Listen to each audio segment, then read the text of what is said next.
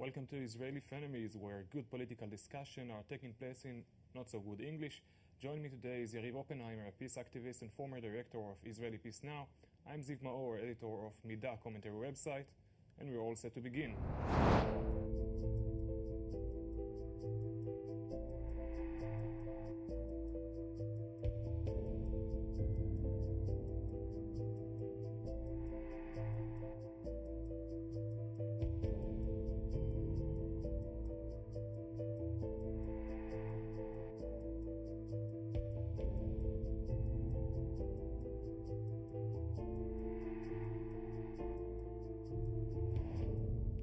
Our press reports today are the details of the new agreement regarding Gaza. Most prominent articles include financial responsibility of Qatar to the Gazan administration and infrastructure, and its Israeli supervised naval freight between Cyprus and Gazan ports. Now, Aviv, how good of news do you think this agreement is for Israelis? I think, first of all, we have to remember we have a right-wing government. It's Netanyahu and Lieberman in office, and they are making a deal with Hamas. We cannot avoid the fact. And I think that this is a good news for the Israeli people and for the Hamas. רגע, אולי עוד פעם, אני עכשיו... כן, רגע. לא נכנסתי עוד לקצב. אוקיי. First of all, we have to remember that this is a right-wing government, and Netanyahu and Lieberman spoke before about the fact that they will demolish Hamas, and eventually they are signing a deal with Hamas. I think that we should take it into consideration for the future. When people in the right wing are the opposition, they are saying one thing, but when they look at the Israeli interest, they are saying another thing, and they are doing another thing. I think that this is a good news for the people of Israel and for the people of Gaza. We have nothing to win in another circle of violence against the people in Gaza and against Hamas. And in the current situation, it's the best. It's not a peace deal. It's not a new Middle East. It's not a two-state solution. But for the short run, it can provide security for Israel and hope for the Palestinians in Gaza. So it's good news. So in my eyes, the bad side of this process is the fact that the Israeli public has been lied to. There is no, in fact, a fire truce with the Gazan border. Even as a reporter, as a journalist, I get the press releases on behalf of the IDF spokesman about a truce being achieved in the Gazan border, but on the same note, I'm getting notices from the fire department of the southern region of Israel reporting about fire out of kite and balloon bombs that are going on in lesser numbers, in smaller numbers. That's I haven't seen a balloon bomb. I saw a balloon fire, but I didn't see a balloon bomb. And there is no one Israeli person that got hurt from a balloon or kite. It doesn't matter. It doesn't matter. The fact is that there is no truce. As of for the agreement itself, so I think that when you look at the details, it's quite obvious that Hamas, in fact, is not a party of this agreement. It's a party between Israel on one hand and Qatar and Egypt on the other hand. First of all, acknowledging that Hamas and the Palestinian Authority are no longer reliable to act as a sovereign of this region. Basically, Qatar is taking responsibility over what is happening in Gaza. Now, this is good news and bad news. As for bad news, well, Qatar is not so much of a reliable ally for Israel. Currently, there are common interests, specifically against Iran and on the side of the United States, but this is not a situation that will last forever. On the other hand, Hamas has always been nothing but a terrorist organization that is committed to the complete annihilation of Israel. The interests that we have towards Qatar are different, so we might see here a long-term solution. In many ways, it's playing with words, because eventually when we are speaking with Egypt and Qatar, day after, or 1 hour after, or 1 minute after, they are talking with Hamas. Because eventually Hamas are the people on the ground. They are the people that govern the Gaza Strip, whether we like it or not. And we can say until tomorrow that Hamas is a terrorist organization, etc., and it's true. But eventually they are in power. And, no, that's the point. Look at the details of the agreement. They are no longer in power. Yeah, but it's playing with words, because eventually when you are making a deal with Egypt and Egypt has a deal with Hamas, so you are actually having a deal with Hamas.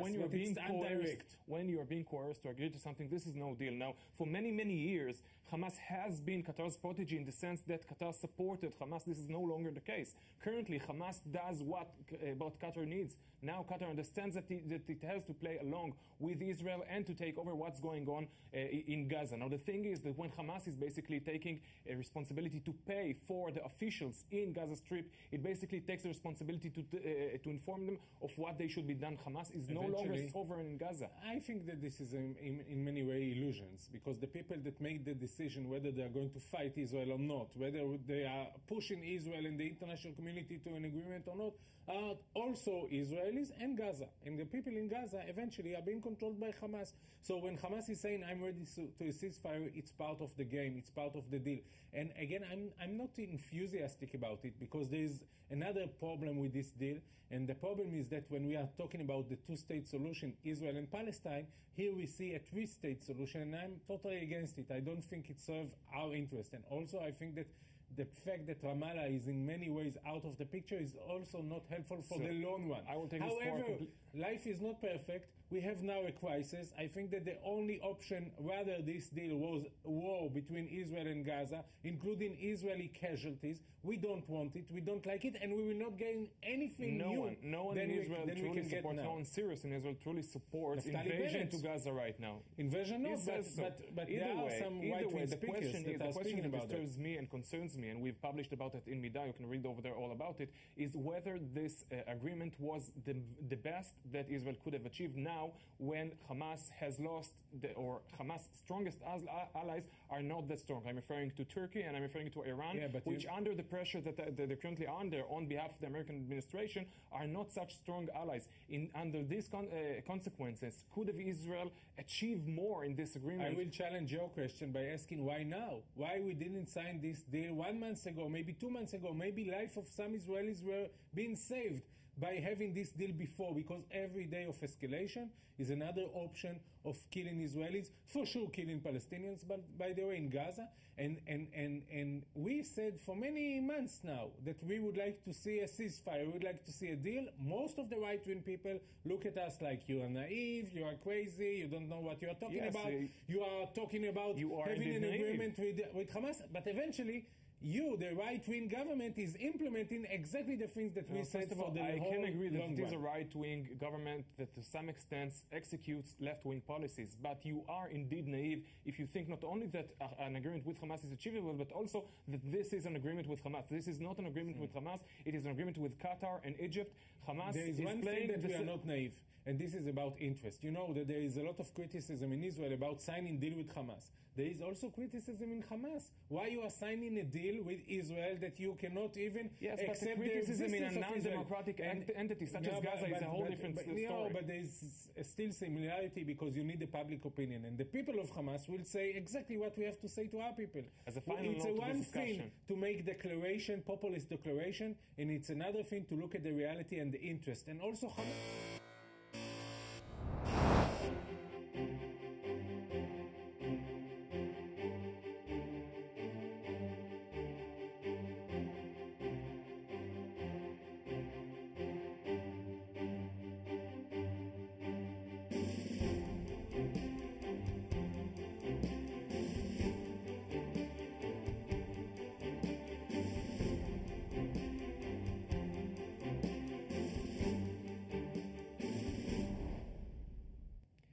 A group of bereaved families petition against the candidacy for Chief of Staff of General Yair Golan.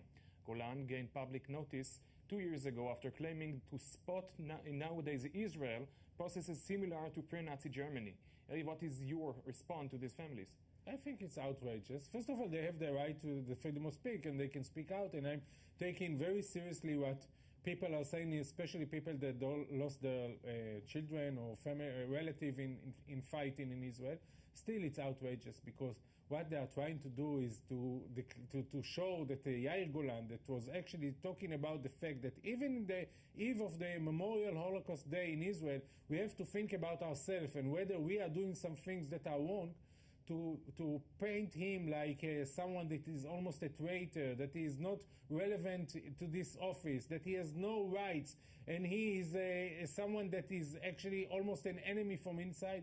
This is really disgusting. Yariv, you are misinterpreting both sides. He did not say we must contemplate whether and how much are we similar to the Nazis. He says we are similar to the Nazis. He said that. And on the other hand, he didn't say we are similar to the Nazis. What he says, he can identify or can spot processes that are similar to pre-Nazi Germany. Yeah. This is the quotation.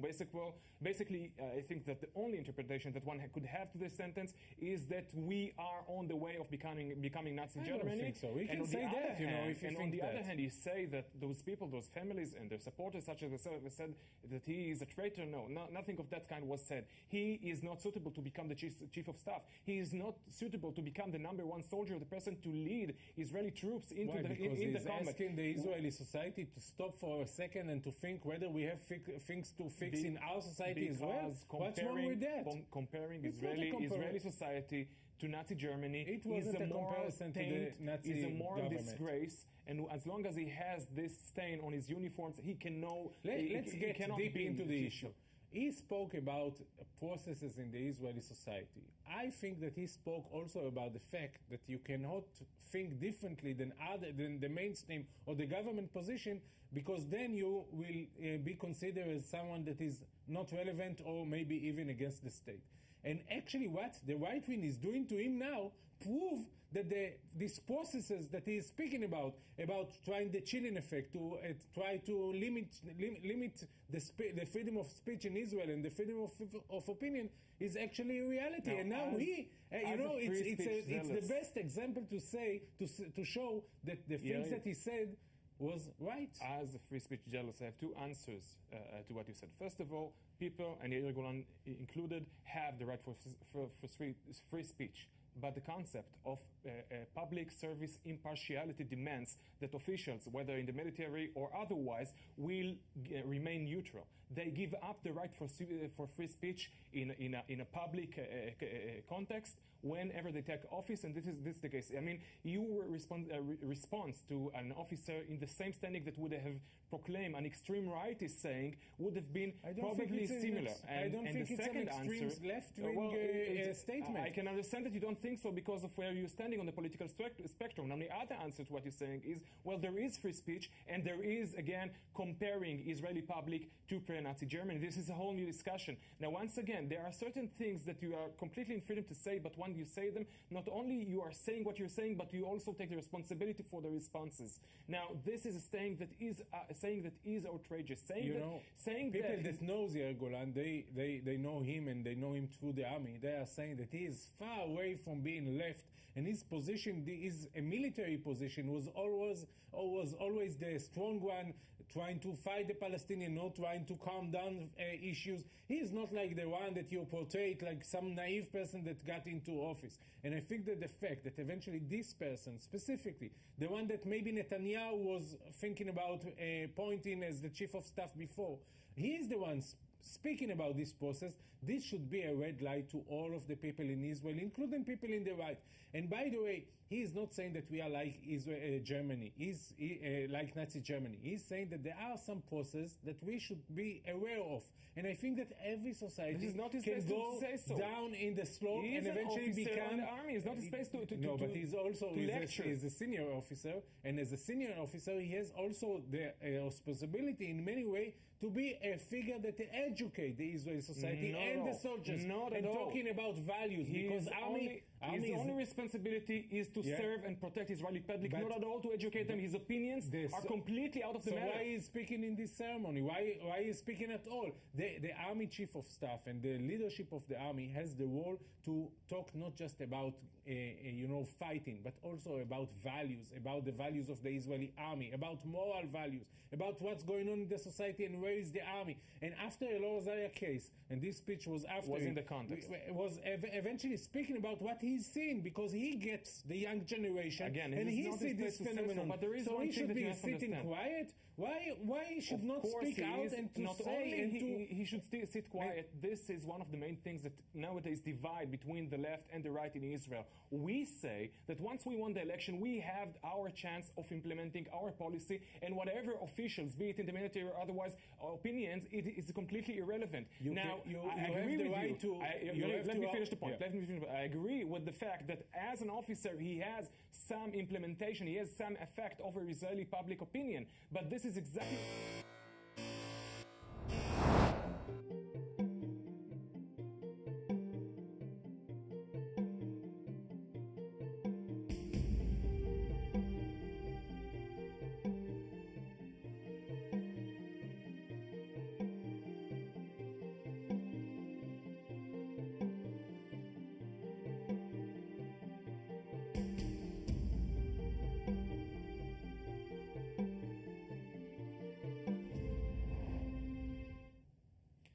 American columnist Peter Beinart published an article in the Daily Jewish Forward claiming he was arrested by Israeli security services in Ben Gurion airport for his affiliation with leftist organizations in Israel.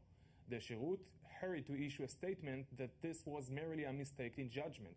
Now, I'll tell you what a mistake in judgment is in my eyes here. If a mistake in judgment is apologizing so fast.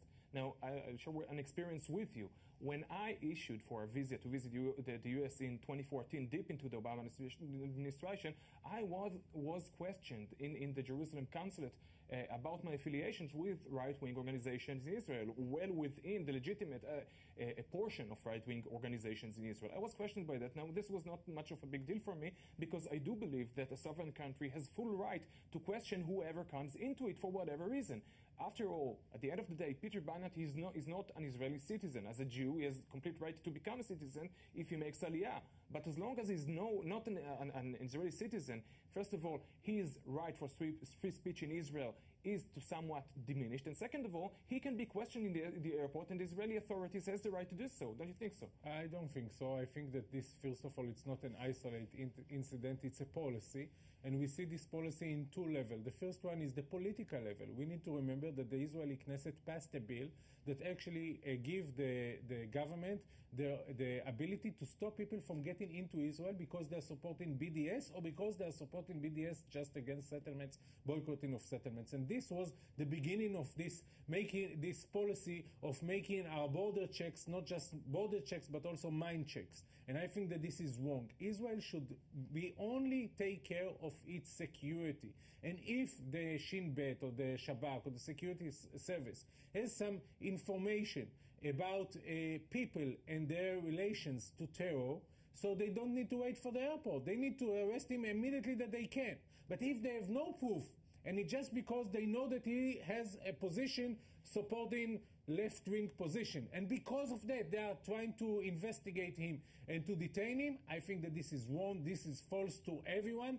If you want to live in a police state, this is the way. If you want to live in an open democratic state, so you need to get some evidence, some suspicion, specific suspicion about terrorist attack, not mines, but terror, physical terror, then you have all the right to arrest people, not before that. Now, that's the point, Yariv. I agree with almost what you have just said, but the point is he was not arrested.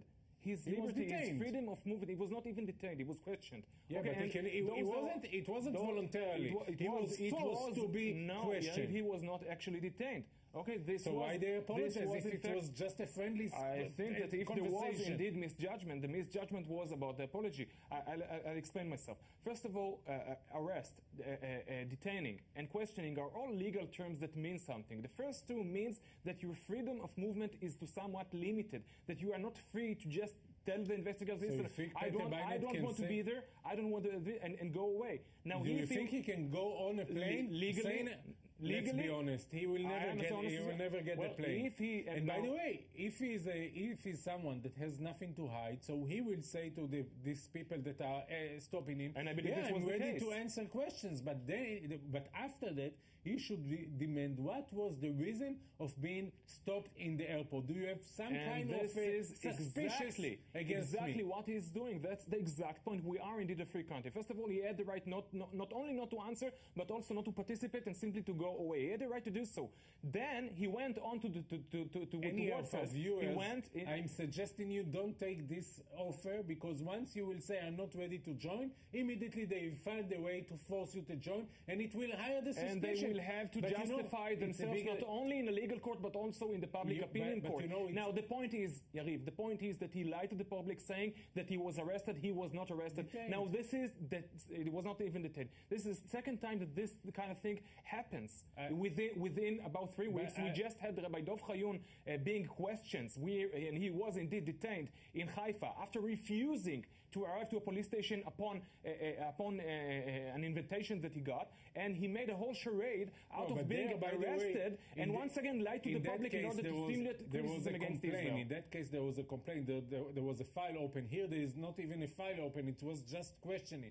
And I'm asking you, it's much bigger than that, because eventually what Israel Israeli government is saying to the world, and the Jewish people around the world, it's actually saying, listen, if tomorrow morning you will feel that our policy is wrong and you are against the occupation, and if you will write your name on a petition, if you will write an article about it, if you will speak about it in university, one day that you will come to visit your relatives in Israel, you will be kicked out. Not just because of Shin Bet, because of this bill that allowed the Israeli government not to allow people that has contra position to the Israeli government to get in. Member. This is the chilling effect, not on the Israeli public, but about the Jewish community around the world. So let me ask you about this chilling effect. As a board member of one of the most known extreme left organizations that are active both in Israel and in the States, have you ever truly felt this way? Have you ever felt that your liberty is in danger? Here in Israel, we have prominent, important left figures and left free speech without any borders.